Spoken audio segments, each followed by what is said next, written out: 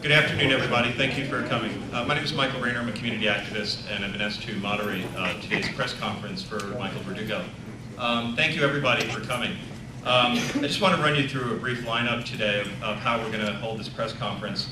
We're going to have the statements from Mikey, actually sharing his story and talking about the incidents that he's gone through and experienced, and his struggle for justice, and the struggle really to maintain his certificate as a law enforcement officer for all the time that he's put out there and the time that he's really risked his life to save others and really just putting it on the line. We have several people speaking today. We have the Norm Kent from the Kent and Cormican law offices, and we also have George Castrocara from the law office of George Castrocara, who are both representing Mikey Verdugo. We have several people coming from the community who are speaking. We have Christina Rodriguez and Jason Burns, who are both former law enforcement officers, and they're going to be kind of sharing some of their story of some of the struggles that they've experienced over time. We have former Vice Mayor of Fort Lauderdale, Dean Trentalis, with us, who is also going to address really the community's role and what the community needs to be doing to really end discrimination in the workplace and other places. Tom Runyon is with us today as well. He's the former chair of Equality Florida. Equality Florida is Florida's leading gay and lesbian, bisexual, and transgender advocacy organization, fighting for civil rights at a state level and mobilizing community members. And with that, I'd like to invite up Mikey Verdugo, please.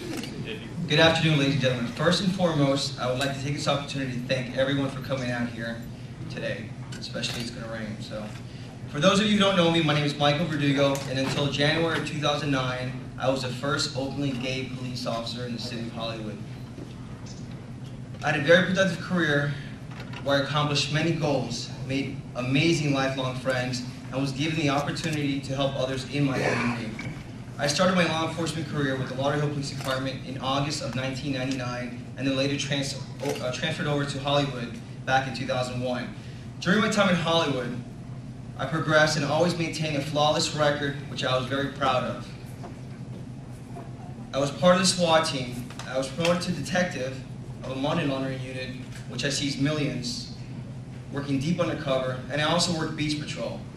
Everything was going great for me until it was discovered by certain administrators that I wasn't like the rest of the troops, that I was gay. Many of my close friends in Hollywood already knew, since I never really hid who I was, but just most people assumed that I was, quote, normal, because I didn't play the gay role, which in their mind, I'm not sure what that is. Once it was discovered that I was gay, I had been subjected to countless incidents of discrimination. I finally had enough and went to the chief of police to file several complaints in order to put a stop to it.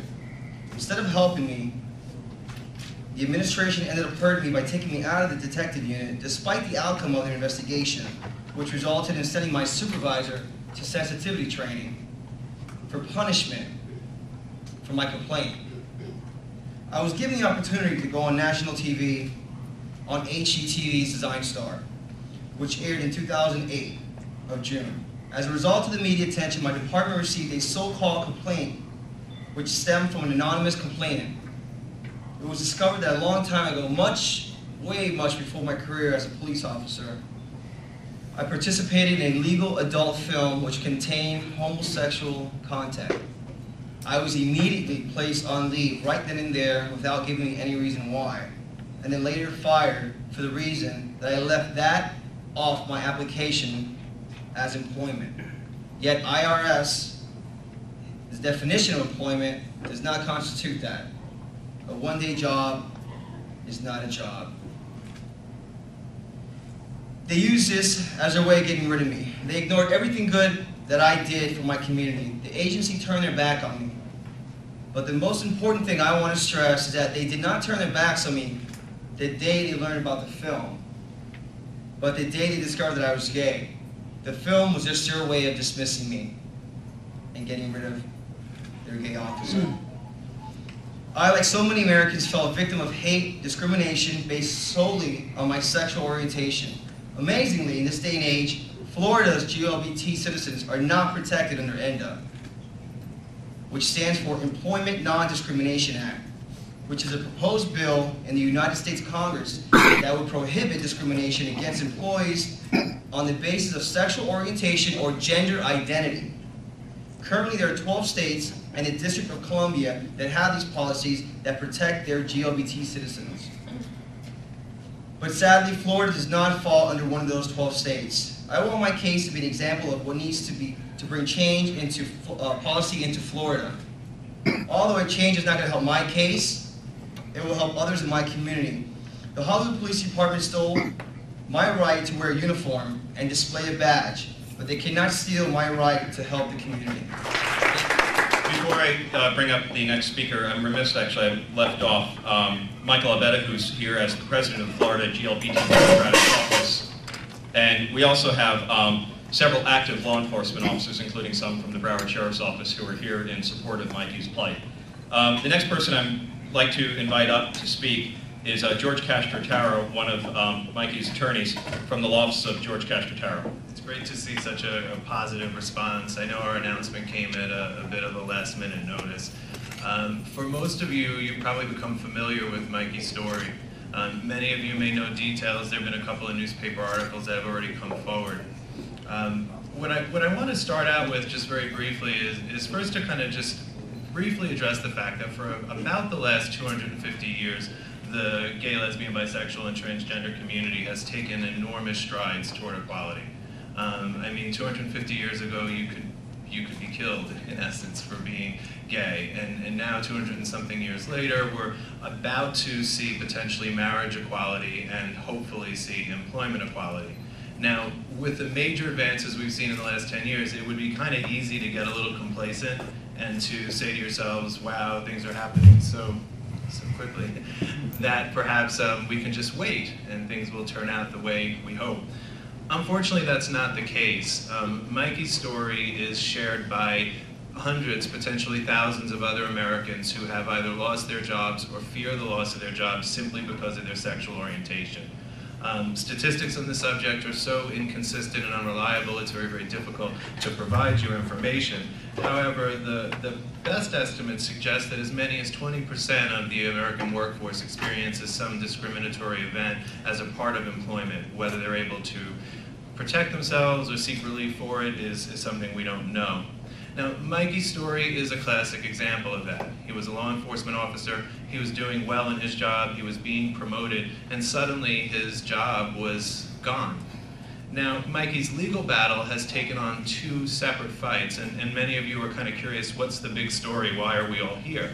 Well, the two fights, in essence, one involves a fight against the city of Hollywood. There is an ongoing case in the Broward County Circuit Court where we're attempting to argue that Mikey's termination was wrongful. And we're trying to overcome an appeal in that case, overcome arbitration in that case, which is a difficult challenge. Now, independent to that has been another legal matter, which has been Mikey's ability to continue to maintain his certification as a law enforcement officer. Now, in late May, Norm Kent and myself, Mikey's attorneys, were thrilled to reach a settlement with the Florida Department of Law Enforcement. The FDLE settlement basically would not affect Mikey's certification. The settlement, unfortunately, had to be ratified by a commission, a 19-member commission. And while we still hope and expect that ratification, we've learned that the city of Hollywood has taken some fairly substantial steps to undermine that. So imagine, if you will, the lawyers of FDLE come forward, they identify a settlement. The settlement is based upon all their other cases and the history that they've established, and they decide to not revoke Mikey's certification. And now all of a sudden the city of Hollywood, with no legal standing, has decided to use taxpayer dollars and taxpayer resources not only to draft multiple letters, but to actually fly key city officials, including the chief of police, to Tampa to appear at a hearing simply to object to something that they really have no legal right to do. And this is really offensive. I mean, all throughout this story we've seen their retaliation against Mikey, but this is the first real, tangible event that's so obvious in its nature that it leaves no question what the city's intention is. The city is angry and they're prepared to take whatever steps they can to undermine Mikey. And at this point, this is why we've asked you all to be here. We initially had hoped to make an announcement on the 12th that the settlement had been ratified, and it would have been a victory press conference. We're still very, very optimistic that despite the City of Hollywood's intentions, we can still make that announcement this week, but we need your help. There are flyers on the piano up front. We're going to try and get them out to you. They include all the individuals who serve on the City of Hollywood's commission. Ideally, if you're a constituent, that is, if you live in the City of Hollywood, I'm going to urge you to try and contact your city commissioners. I think that we have a lot of hope and faith in the City of Hollywood, despite the conduct of its employees, that they are going to make the right decision and not attempt to undermine and interfere with Mikey's legal rights. But we need your help to do that. So even if you don't live in Hollywood, I'd like to ask each of you to pick 2 or 3 commissioners from the City of Hollywood, and by email and by phone, reach out to those commissioners and encourage them to not allow their chief of police and their city staff to waste taxpayer dollars and attempt to undermine a settlement in Tampa this Thursday. Your assistance is absolutely necessary. We're not going to overcome this challenge with just our legal arguments alone. We're going to need to rely on the power of the masses. And right now, the power of the masses is in front of me, and we're going to have to rely on you heavily. Thank you. The next person that's actually coming up to speak is Norm Kent from Kent Cormican Law Offices. Every so often in our lives, we're called to sometimes stand naked before the cannon.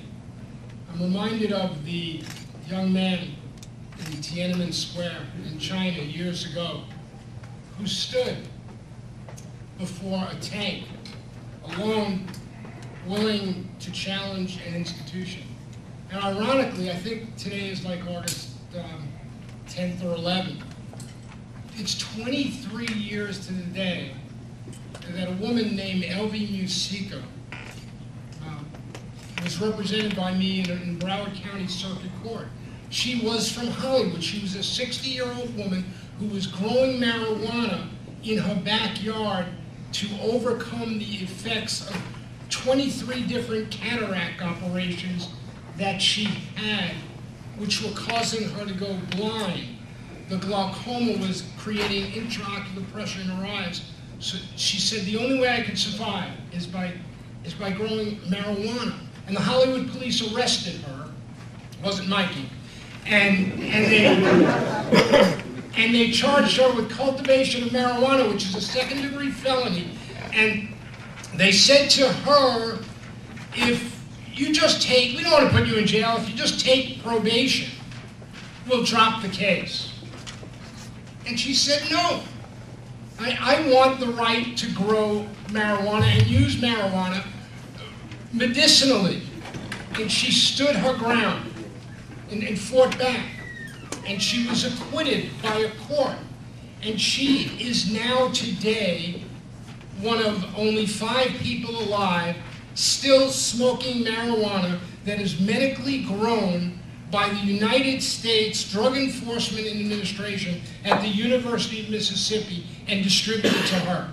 There were 32 people alive in the program 23 years ago. She's one of only 5 still alive because you had to be very ill to get it. But she stood her ground.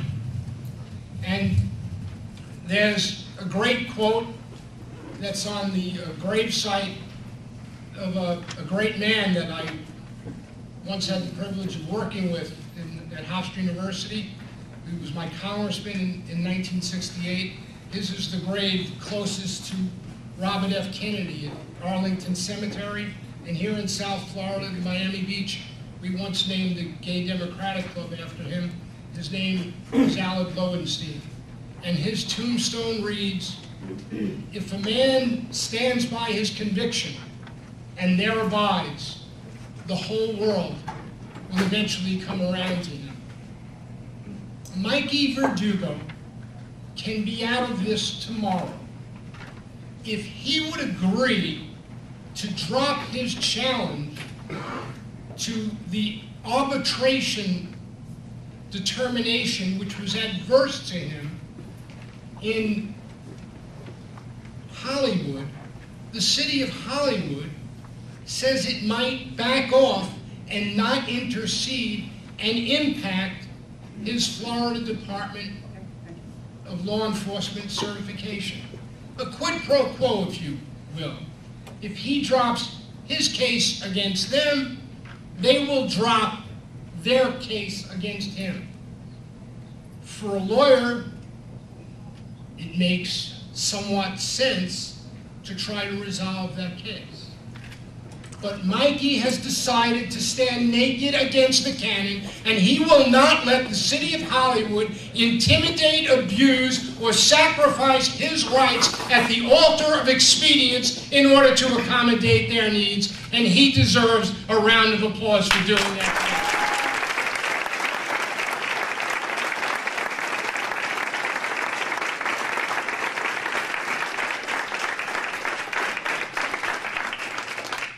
And for undertaking this cause and advocating his rights and standing up to the abuses of his privileges as a law enforcement officer, I personally want to thank and ask you to applaud the efforts, the energy, and the talents of the law officers of George Castro. But understand where we are. Mikey Verdugo is being challenged about his right to be a Florida Department of, he's being challenged about his right to be a police officer. And that should not be taken away from him under any terms or circumstances. And the city of Hollywood is willing to back off theoretically if he's willing to stand down, to use police and military terms. Well, what Mikey Verdugo is doing is no different than what Elvie Mujica did 23 years ago on this very day in the Broward Circuit Court. And that's what he should be saluted for. He's not standing down, he's standing up. And by standing up for his rights, he's standing up for the rights of gays and lesbians everywhere. And that's why we celebrate you today, whether or not the city of Hollywood takes this settlement, whether or not the Florida Department of Law Enforcement ratifies it or rejects it. The bottom line is in the struggle for civil rights, which we had a tremendous victory for in San Francisco last week, there really are no losers and winners. There are just participants setting the ground to make tomorrow's sand a little bit softer for the rest of us. So we thank you again. The next speaker actually is going to be a personal story account from Christina Rodriguez, who's a retired law enforcement officer. Christina, please. As you said, my name is Christina Rodriguez. I was a Hollywood police officer for 15 years. Mike and I became best friends since we worked together as police officers, sharing the same job, with the same people, and with the same lifestyle. At first, when I began my career with Hollywood, I was not openly gay. When questioned about my sexual preference, I would always leave it unanswered. Got it. Because I was told by some of my peers to stay closeted because of the old school biases in the police department.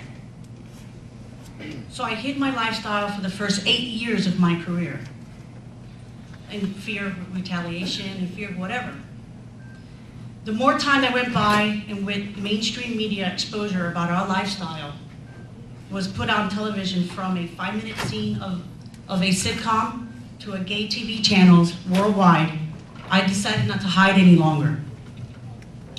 With time, I performed my duties with pride and honor, and I was respected by all I worked with, not just at my police department, but with DEA, with the FBI, with officers from different states, because I worked undercover for 5 years, so I had to make friends in all departments. So I thought. I tried out for SWAT. Some of the SWAT guys approached me and they wanted me to try out, so I did. And to me, to even be asked to go out for that team is an honor in itself. Even if I didn't make it, I didn't care, it's an honor to be asked. I tried out, I went to SWAT school, I passed. Wow, I passed. I got certified as the first female officer for the Hollywood Police Department at that time. But the administration did not put me on the team. I get hurt on duty. You would think my brothers in blue and the administration would support me. Instead, they forced me out on disability. So that's where I'm currently retired. on disability from the Hollywood Police Department. Those are many stories that me and Michael share. We have plenty, trust me.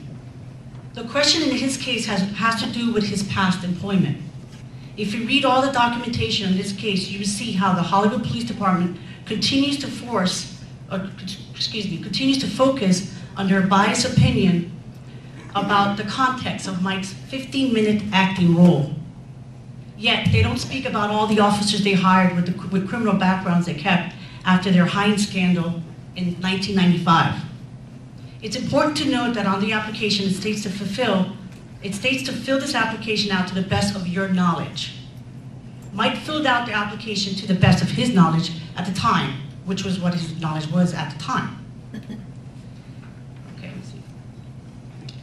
But yet, Hollywood persists on going into details about the context of that acting role, which only implies to me their biased expression towards the context of that legal performance. These experiences need to be voiced. Not only did Mike Verdugo and I commit ourselves with our lives for the protection of humankind, but we both had to worry about ourselves as well within the walls of the police department. We shouldn't be judged about our sexual preference while performing our duties with pride and honor. Compassion is based on the recognition that others have the right to happiness just like yourself. And even your enemy is a human being, but with the same wishes for happiness as you, and the same right to happiness as you. It extends to everyone, whether the person's attitude towards you is hostile or friendly. This is the type of police officer we are. The ones who swore under oath to be unbiased, righteous, and compassionate for humankind with our lives, not because of our sexual preference. Listen to what we have to say. Next, actually, I'd like to invite up Michael Albetta. He's the president of the Florida GLP Democratic Caucus. And with a lot of the issues in relating to the gay and lesbian community, gay, lesbian, bisexual, and transgender community, we often see that we need to create the political will in order to make social justice come forward. Michael, please. Good afternoon, ladies and gentlemen. Again, my name is Michael Albetta, and I'm the president of the Florida Gay and Lesbian, Bisexual, Transgender Democratic Caucus. And our group actually holds elected officials responsible and we accountable for their actions. There's a law in the books, and Dean Trentalis is going to be talking about that within Broward County about discrimination in the workplace, living environment, and as I and also a group of all of us, familiar faces here, we got at City Hall and we told former Mayor Norgal, enough is enough. Well, we're going to tell Hollywood and also Broward County, enough is enough. I was on the phone with Sheriff Hal Lamberti, and he's very well aware of this case, and he's watching it, and also he's very optimistic about the outcome. Also, we're going to be called upon Mayor Ken Keachel, openly gay mayor, and tell him enough is enough. There needs to be, in this law, there needs to be teeth, and with this needs to bite. Because discrimination is race, creed, color, sexual orientation, and gender. Across the board. We're all taxpayers, and our money is equal as everybody is across the board. There's a famous situation on July the 4th of 1967. Dr. Von Mazel took his daughter to go swimming in Fort Lauderdale Beach. Now, Dr. Mazel was a black doctor. And in 1967, for those who don't know, there were colored beaches and there were white beaches. And he said enough is enough. He took his daughter to go swimming there, and he said, and he got sand kicked in his face, racial epithets yelling at him, but he said enough is enough. And I want to say congratulations to Mike, my man Mikey, because Mikey and I, we sat down and we spoke about this, and I put him in touch with the lawyers and everybody else, and we said enough is enough. And this is what needs to be happening, is to say enough is enough. And it's you, the good people, need to get out there, get on the phones, get on the emails, and tell these legislators, elected officials, Mayor Ken Keachel, go into Sheriff Lamberti, tell him enough is enough. You want our votes? Fine. Enough is enough. The speaker inviting up is Jason Burns. He's a former law enforcement officer from Sunny Isles, and he's going to share his story. Good afternoon. Similar to Mikey Verdugo, I am a former police officer that was forced out of my position because I was an openly gay cop. It was fine for Sunny Isles to have an openly gay cop when they needed him to talk to this gay person or handle this gay issue within the city. After an on-duty accident last July that caused a traffic homicide, which I was completely cleared of any wrongdoing, I was called in the chief's office after being cleared by the state attorney and told that I need to resign my position or face an internal affairs investigation that with 99% certainty would not only lead to the termination of my job, but also cost me my certificate as a law enforcement officer in the state of Florida. I stood up to Sunny Isles. I fought the end of the investigation in which they sent 2 detectives to my home state of Michigan for a week on taxpayer dollars to try to dig up dirt, was not conclusive enough, and they offered me a very large settlement to walk away. I support Mikey Verdugo and his fight for ENDA and to bring ENDA to the state of Florida. Our next speaker is going to be Tom Runyon. He's actually the former chair of the board for Equality Florida, and he's going to talk about some of the efforts that have been underway on a state level to end some laws that discriminate against gays, lesbians, bisexual, and transgender. My name is Tom Runyon, and I'm the former chair of the board of directors for Equality Florida. We should not be here today. All of you know that. Mikey knows that as well. We should not be here. We have tried for over 15 years in this state to get our state in line with all the other progressive states in the nation and have not been able to do that. Broward County, Dean is going to speak to that in a little bit. Broward County has a human rights ordinance that prohibits discrimination, but we do not in the state of Florida. Election season is coming up, and you have the ability to elect people that are going to be responsive to our needs as well as the fair needs of every citizen of this state. We do not live in a state that appreciates the GLBT community. Gay, lesbians, bisexuals, and transgender have been discriminated against in this state for many, many years. I'm a former naval officer, and I left the Navy because of the don't ask, don't tell policy. I wanted to come out as a gay man. I did, but I waited until I came out got out of the Navy. We have people here today who are speaking in front of you that were much braver than I was, that have come out in their line of work and have been discriminated against, have been told they're less than equal, and as a result, we have what's going on with Mikey today. I encourage everyone to make sure that your city and your state, if you're not from Florida, has some type of anti-discrimination law in it, and make sure that your elected officials are held accountable. Your votes do count, and that's what's the most important thing. And we all need to stand up in August, on August 24th, as well as in November in the general election. Don't elect anybody that's not going to be fair and equal rights for everybody. So Mikey and people after him don't have to go through this again. I want to add, the legislation at the state level was the Florida Competitive Workforce Act that Equality Florida had worked toward to make certain that the State Civil Rights Act was expanded. But Florida ranks last when it comes to terms of equality for gays and lesbians. We have explicit bans that ban us from adoption. We have no protections at any level in the state when it comes to discrimination except in hate crimes laws. Our next speaker I'm going to be inviting up is Dean Trentalis, who's the former vice mayor of the city of Fort Lauderdale. He's going to talk about the community mobilization that we need to really take and the responsibility that we need to play a role. Elected officials can only do so much, but they need to hear from the constituency. So he's going to share that message. Dean, if you would come up. And after Dean speaks, we're going to have a brief period of question and answer. My name is Dean Trentalis, and I've been an activist in Broward County on behalf of our gay and lesbian community for almost 20 years now. And I can tell you that at the beginning it wasn't too happy, it was kind of bleak, and we had a lot of hurdles to overcome. I truly believe that most people in our community within Broward County are fair-minded, progressive-thinking people. I truly believe in the kind-heartedness of most people. The ones you walk up to in Publix are the ones who help you fill your gas tank. But there are pockets of terror that remain within our community. They're there in levels of leadership. They're there where people least expect it, in places where you actually think that those that are there to serve are there to serve a helping hand. But in fact, they're there to turn back time and promote discrimination and to try to denigrate individuals like yourself and myself from being able to achieve in their life what they seek, which is happiness and their fulfillment of their dreams. I hear the story of Mike Verdugo. I hear the story of everyone here who talks about how they put their heart out, they put their soul out, they put their life out to try to make our lives better. And in fact, they've hit a wall of discrimination, which this county in 1995 made the decision never to accept.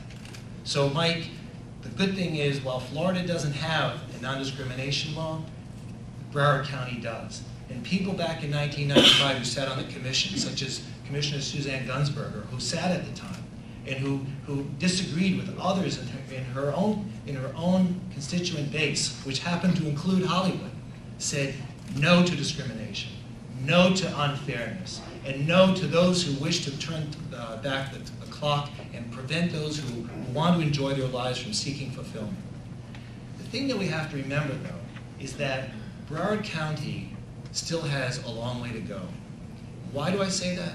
Because we have these episodes where people feel it's okay to discriminate, not just based on sexual orientation, not just on race, not just on familial status, places where you least expect it. And you say, why does this still go on?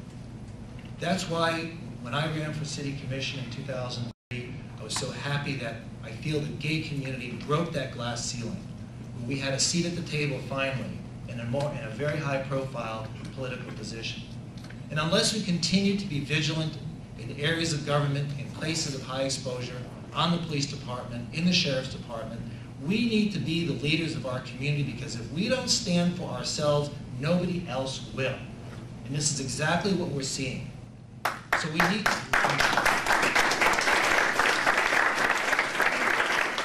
I applaud those who take that step forward and want to serve their public in the police department, and who want to serve their public in public office, who want to serve their public in being nurses and doctors, who want to serve the public in ways that help make our lives easier. But I also want you, before you leave today, to take this sheet and to contact the members of the City Commission of Hollywood and talk to Mayor Bober and say, what the heck are you doing in that city? Who do you think you are to violate the very anti-discrimination ordinance that was passed more than 15 years ago? What are you doing to help your city and to make it not be as anti-progressive as it has become? Why are you spending short tax dollars? How many people have looked at their tax bills this year and said, where is our tax money going? Why are they raising taxes? Why is our water bill going up? Why is our fire assessment going up? To pay for plane fares to Tampa so they can testify against Mike Verdugo? Shame on them. Shame on them. This is not how our society should operate. And I'm beginning to learn a little bit more about the case just listening to some of the speakers, that I wonder if discrimination alone is not at the root of where we are today. Are we dealing with egos between the Florida Department of Law Enforcement, who have ruled in favor of Mike Verdugo, and the Hollywood Police Department, who felt slighted that their opinion was not supported by the state of Florida? Well, thank you, state of Florida. Thank you, Florida Department of Law Enforcement, for seeing the light and understanding the true plight of individuals like Mike and others.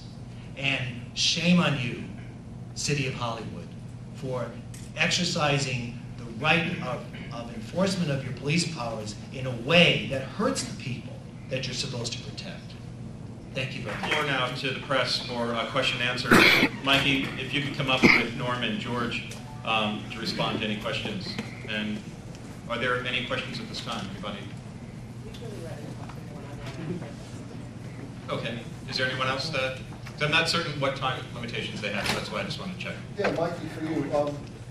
We hear about all the time cities all over the place spending money to recruit minorities. Miami Beach spent money to try to find gay officers. The city of North Miami wanted to find Haitian officers. Miramar spends money to find Jamaican officers. Fort Lauderdale was out of gay pride doing the same thing, and I agree with you 100%. What is it with Hollywood? You think Hollywood's so them old school, they do not want any gays in their police department, and they made that loud and clear. Very loud and clear. Is this from the city commission, or is there just the chief that is causing this attitude? Where does it come from, is what I'm trying to get at.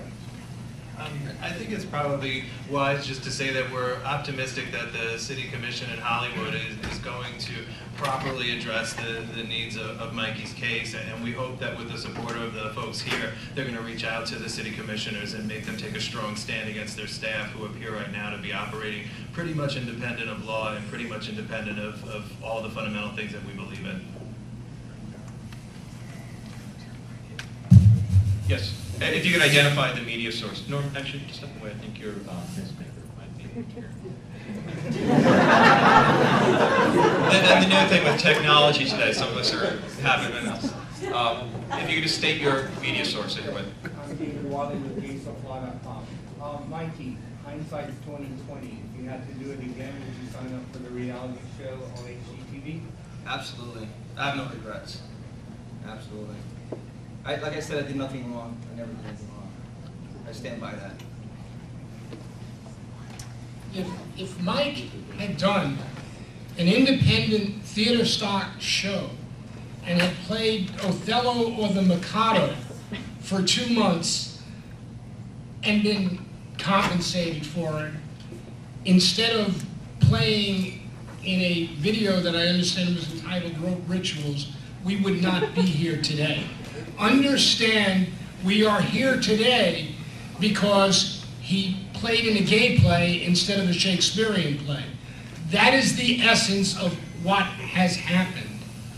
And don't think anything other than that. And the other reason we're here today, as George just said, and the reason we've invited political leaders like Mr. Albetta and Mr. Trentalis, is so that you can go back to your county commissioners representing Hollywood, your city commissioners representing Hollywood, and maybe what we need to do is put 2,000 people in front of the Hollywood police station the way they did last week at San Francisco City Hall to say to the City of Hollywood Police Department, we are not afraid, we shall not be intimidated, we stand strong and we stand together.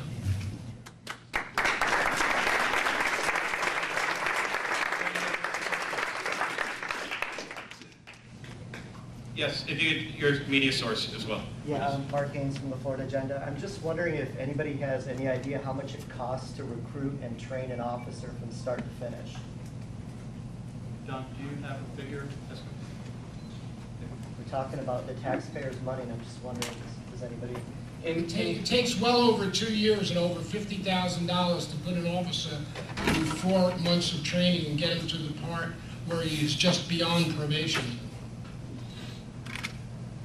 And I think it's really worthy just to note that when we're talking about taxpayer expenses, we're talking now about plane tickets and trips to Tampa that may be unnecessary, but that's notwithstanding what in essence must represent thousands and thousands of dollars as it relates to ongoing litigation costs that the City of Hollywood is prepared to endure. And please keep in mind that we're talking about a situation where every city is facing enormous budget cuts and great challenges in prioritizing the needs of their constituents. And so we're talking about a situation where a city is prioritizing something above a lot of other huge needs. And if we really try and attribute all the dollars that are involved, I think it would be staggeringly offensive. I know we had a question again. Yeah, Norm or Mikey, if this had been a straight person, a straight female, who had gone through a similar situation, do you think we'd be having this conversation? I think that George can answer that. He wrote the letter and settlement decree with the Florida Department of Law Enforcement that articulates with clarity numerous cases of other situations where the acts of omission on the employment application were far more grievous than that which Mikey is accused of. One of the applications, for example, one of the questions on the employment application is they want to know this if you've ever, if any family members ever been arrested. And there was a 25-year-old law enforcement officer that had been married to a woman for 7 years, and she had, we're talking about a heterosexual couple, and the woman had an 8-year felony criminal history. And in trying to protect his wife on his employment application to the city of Daytona, the woman, the officer had put No, he concealed his wife's arrest to save himself and his wife from embarrassment. And in citing that decision to not revoke that person's license as a Florida Department of Law Enforcement officer, the court and the FTLE said that it was an understandable omission, an excusable omission. And that's one of the cases that George brought up. And we found multiple cases in similar instances like that, that Hollywood and its city police department apparently has chosen to ignore. And to not belabor this point like a lawyer. Yeah, that was too legal. No, it's very appreciated. No, but to not belabor the point, I think the bottom line, and as a lawyer, this is a fairly brave statement to make because I'll be called upon it eventually. The city of Hollywood has no legal basis to support the revocation of Mikey's license. It is unprecedented and without any adequate support. They are relying on a handful of cases taken entirely out of context. And even taken out of context, they are still such a far stretch from what we're facing that I really look forward to the challenge, and I really do look forward to the State of Florida Department of Law Enforcement hopefully ratifying this important settlement agreement. Are there any other questions? With that, I'd like to thank everybody for coming. There are flyers that were handed out. If you didn't get one, George, can your assistant raise his hand for a minute? Yeah, anybody from the law office, just take names down if we don't have them, and we can email them out. There's a few of my staff in ties at the door. Okay. Thank you very much, everybody.